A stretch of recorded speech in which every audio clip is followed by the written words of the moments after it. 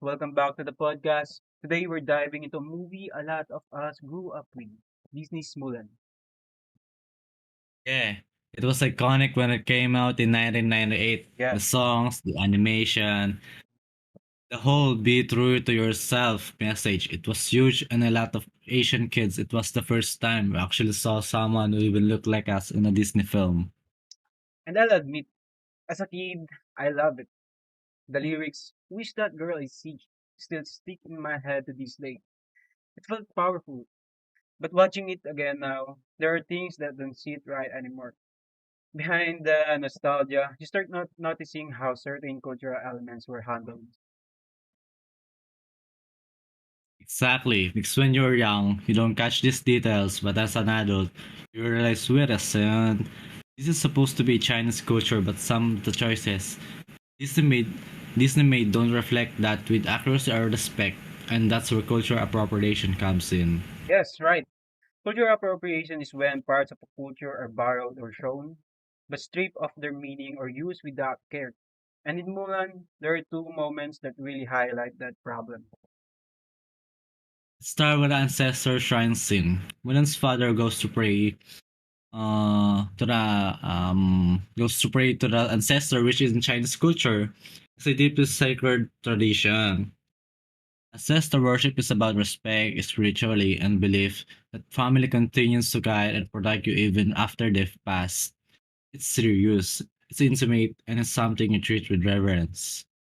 But in the movie, the thing gets turned into a joke.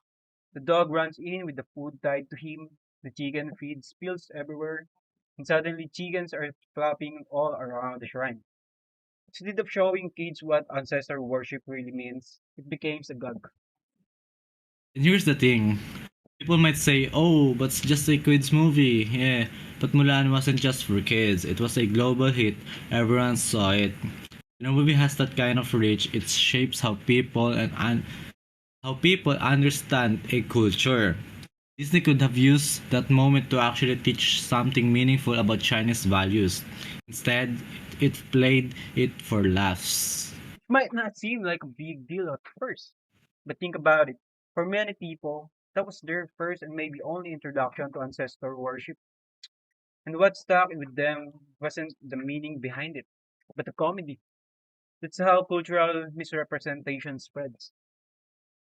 Then there's another data that a lot of people miss. Later in the movie, when Mulan is recovering from battle, you see a tent with that looks like a Japanese flag on it. A big red circle on a white background.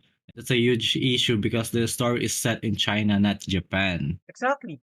That may seem like a minor mistake, but it really shows how Hollywood has this history of lumping all Asians cultures together, as if China, Japan, Korea, all of it is interchangeable, and that's harmful because these cultures are distinct with their own histories, languages, and identities. It's basically saying Asian is Asian, don't matter which one. When you see it out on screen, it feels like your culture isn't being taken seriously. It's watered down, it's mixed up, or it's used as background decoration. And that's the real problem with cultural appropriation. It's not always someone being openly racist. Sometimes it's just careless choices.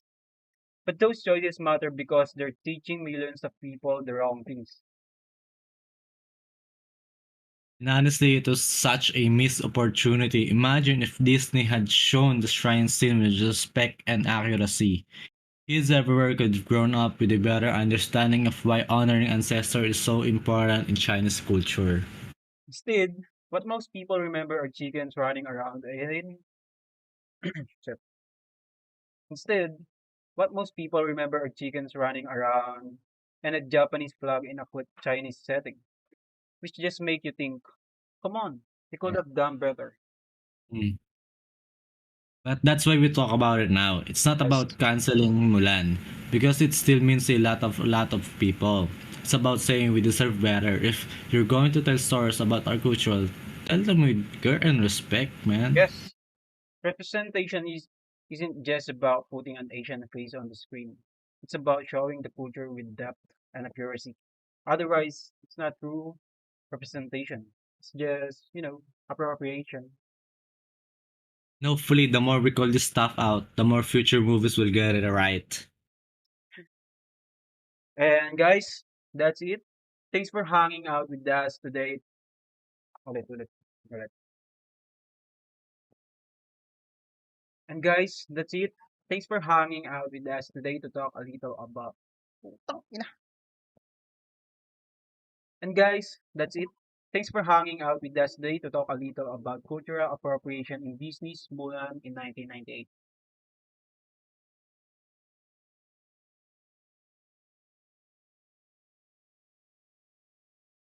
Peace out.